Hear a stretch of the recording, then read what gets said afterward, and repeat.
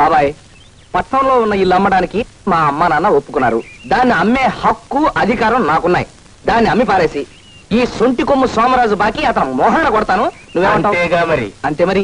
నువ్వు కొడతావయ్యా, కానీ ఇంట్లో అద్దుకున్న వాళ్ళు ఖాళీ చేయకుండా ఏ గాడిద కొడుకైనా ఆ ఇల్లు కొంటాడా అని ఈ సంగతి ఆలోచించావా? చించవే, చించవు చించవు చించవు చించవు. చూసావా బాబాయ్ ఎలా చించుకుంటున్నాడు? ఆ ఇంట్లో ఉన్న వాళ్ళు మా నాన్నగారికి బాగా తెలిసిన వాళ్ళు. వాళ్ళు ఎప్పుడు కావాలంటే అప్పుడు మనం ఒక్క కార్డు ముక్క రాసేస్తే వెంటనే ఖాళీ చేసి పారేస్తారు. నన్ను నమ్మండి. ఏమంటావు? అంతేగా మరి. అంతే మరి. 1 2 3 4.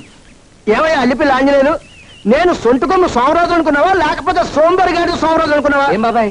అంతేగా మరి. మరి 10 సంవత్సరాల నుంచి ఆ ఇంట్లో అద్దుకున్న వాళ్ళు నువ్వు ఇలా ఉత్తరం రాయగానే అలా ఖాళీ చేసి వెళ్ళిపోతారా? ఈ సంగతి ఆలోచించావా? చించవే, చించవు చించవు చించవు చించవు చించవు. బాబాయ్, నేను ఖాళీ చేయిస్తాను అంటున్నాను, ఆయన ఖాళీ చేయరు అంటున్నాడు. ఒక్క నెల రోజుల టైం నాకు ఇవ్వండి.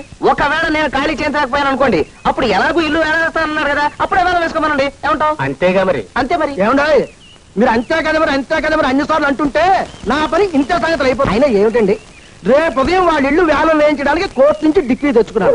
దాన్ని ఆపించడానికి ఇంజక్షన్ ఆర్డర్ తెచ్చారు అని చెప్పి ఊరంతా తాంతో వేయించాడు. అందరూ దాని గురించి గుసగుసలు అడుగులో చేశాడు. కానీ ఆ ఇంజక్షన్ ఆర్డర్ ఎక్కడుందో ఏమిటో మీకు గాని నాకు గాని ఎవరికి తెలియదు. సోమరాజు, నెల రోజుల లోపల నీ బాకీ తీరుస్తానని అతను అంటున్నాడయ్యా. అలా తీర్చిన పక్షంలో నేను దగ్గరుండి అతను ఇల్లు వేస్తానయ్యా. ఒకవేళ లేకపోతే copy to CM copy to PM కొట్టి నన్ను చించుకోండి, వస్తాను. రేయ్, నువ్వు నిజంగా తీర్చకపోతే అలాగే తిరిగిపోద్ది. గుర్తుంచుకో, ఒక్క నెల టైం.